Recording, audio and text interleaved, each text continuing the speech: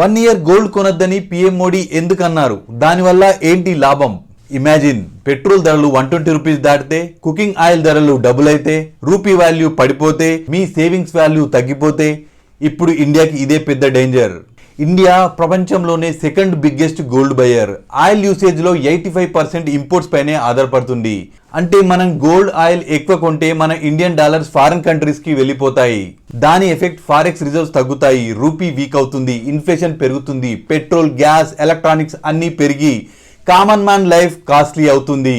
అందుకే మోడీ ఏమన్నారంటే 1 ఇయర్ పాటు గోల్డ్ బయింగ్ అవాయిడ్ చేయండి, ఫ్యూయల్ సేవ్ చేయండి, metro, bus, car pooling use చేయండి, ఫారెన్ ట్రిప్స్ తగ్గించండి, లోకల్ ప్రొడక్ట్స్ ఎంకరేజ్ చేయండి, వీలైనంత వరకు వర్క్ ఫ్రమ్ హోమ్ ఎంకరేజ్ చేయండి. ఇఫ్ ఇండియన్స్ 1 ఇయర్ పాటు ఫాలో అయితే బిలియన్స్ ఆఫ్ డాలర్స్ సేవ్ చేయొచ్చు, ఫారెక్స్ రిజర్వ్స్ స్ట్రాంగ్ అవుతాయి, రూపీ స్టేబుల్ అవుతుంది, పెట్రోల్ ప్రైజెస్ కంట్రోల్లో ఉంటుంది, ఇన్ఫ్లేషన్ స్లో అవుతుంది, ఇన్వెస్టర్స్ కాన్ఫిడెన్స్ కూడా పెరుగుతుంది.